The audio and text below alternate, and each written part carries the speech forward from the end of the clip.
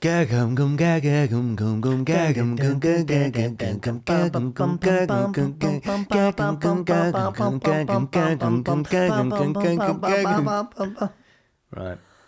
And you see what happened there? Yeah. I started off strong. You let us down. Success is in the details. That's what today's theme is about. It's a short one, so I want you to really hold on tight. Can I see you holding on for a start? Well-being is built through small steps, but it's anything but small. You like that one? Well-being is built through small steps, but it's anything but small. It's actually by Zeno, that one. Wow. A bit like SEO. Bit like SEO. But actually, I'm going to take this in an interesting angle. I'm going to see what you've got for me on this one, Jack. The post-mortem. When you're going over a consulting client, going over your own deals, talking to our team about the things that went wrong, the reasons why deals didn't typically go ahead. What do you think are the most common things that you're seeing? Good question. I will answer it, but I'm going to answer a different question first. I actually don't think people should be doing post-mortems. I think they should be doing pre-mortems. Right. So they're fitting in really well with... That's seeing why someone died while they're alive.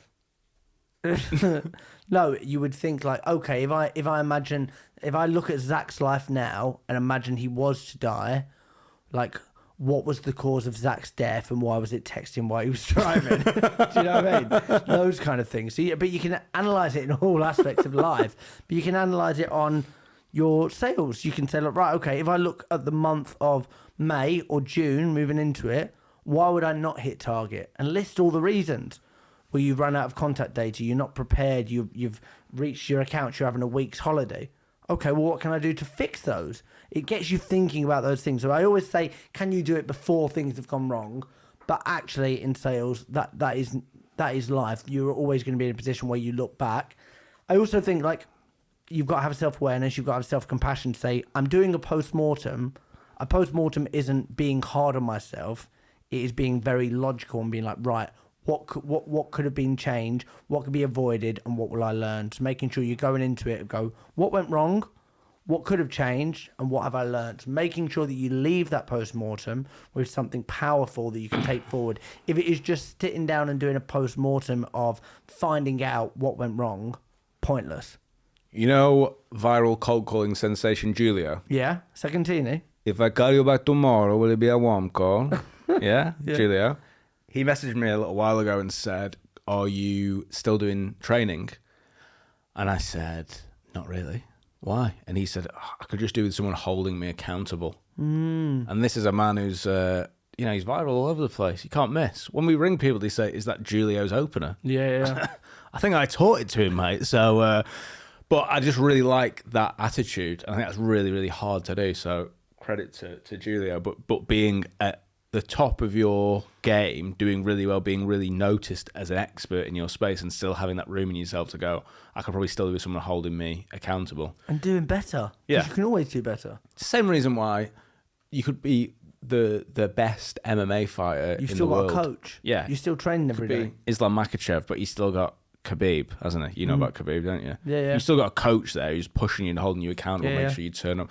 Bodybuilders still have coaches and dietitians, and there's still a purpose to have these people holding you accountable along the way. But one of the things that you want to be able to, because not everyone's got this luxury, not everyone's got a good leader, not everyone can afford to have a trainer or a coach or something. Well, then you need to build the skills of, are you able to dialogue with yourself? Are you able to listen back to your calls and be kind of objective about that bit there?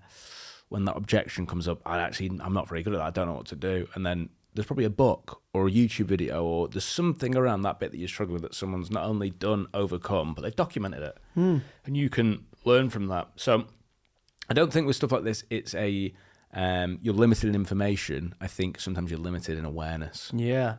And we'll talk about what you do on AI, on Claude, where you're having conversations, you're learning. You practice skills on Claude. So like you could apply that to so many different like angles, and I know that there's AI out there that you can like practice cold call. Shall I show you what I do? Yeah, please. Right.